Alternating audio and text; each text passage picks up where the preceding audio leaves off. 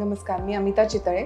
So आज आपण बोलणार आहोत इनोव्हेटिव्ह टीचिंग मेथड्स ज्या आपण वापरू शकतो न्यूरोडायव्हर्जंट मुलांना शिकवण्यासाठी. तर सर्वात महत्त्वाची गोष्ट म्हणजे न्यूरोडायव्हर्जंट मुलांना शिकवणं हे खूप पर्सनलाइज्ड प्रोसेस असते. सो प्रत्येक मुलाची शिकायची पद्धत, नॉलेज अब्झॉर्ब करायची पद्धत आणि नॉलेज आहे का नाही हे दाखवायची पद्धत ही वेगळी असते. सो प्रत्येक मुलासाठी आपल्याला एक क्युरेट करायला लागतो प्लॅन त्याच्या किंवा तिच्या केपेबिलिटीजनुसार. सो मेनली इथे आपण स्किल्स जे म्हणतो म्हणजे नॉलेजपेक्षा आपण स्किल्सवरती जास्ती फोकस करतो आणि या स्किल्स आपण थ्रू प्ले म्हणजे एखादा खेळ तयार करून त्याच्यातनं आपण बेसिक ज्या स्किल्स असतात म्हणजे फॉर एक्झाम्पल जर आपल्याला मॅथ्स शिकवायचं आहे, सिंगल डिजिट ॲडिशन शिकवायचे आहे किंवा फोनिक्स शिकवायचे आहेत, याच्यासाठी आपण एक interesting one on one play तयार करू शकतो ज्याच्याने त्यांची receptibility to that knowledge also increases आणि ते लवकर शिकतात. तसंच आपण सेन्सरी गोष्टींमधनं खूप प्रकारचे प्ले तयार करू शकतो. म्हणजे बऱ्याच न्यूरोडायव्हर्जंट लहान मुलांचं मी ऑब्झर्व केलेलं आहे की त्यांना रायटिंगमध्ये फारसा इंटरेस्ट नसतो इनिशियली. म्हणजे ते खूप प्रोटेस्ट करतात पेन हातामध्ये धरण्यासाठी किंवा एखादं प्रेशर अप्लाय करून काही लिहिण्यासाठी.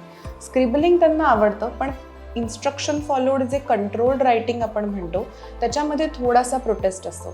सो अशा गोष्टी शिकवण्यासाठी सेन्सरी प्ले हा खूप इम्पॉर्टंट असतो. म्हणजे आपण एखादी सेन्सरी गोष्ट फॉर एक्झाम्पल सँड असेल किंवा क्ले असेल किंवा वॉटर असेल किंवा तांदूळ असेल अशा पद्धतीच्या गोष्टींमधनं आपण त्यांना लेटर्स शिकवू शकतो.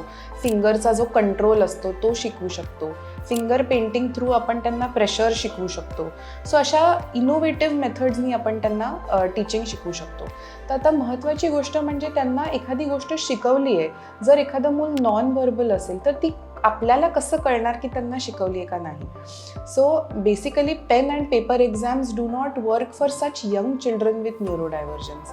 त्यांच्यासाठी आपल्याला खूप एक्झामसुद्धा पर्सनलाइज लेवलवरती करायला लागते.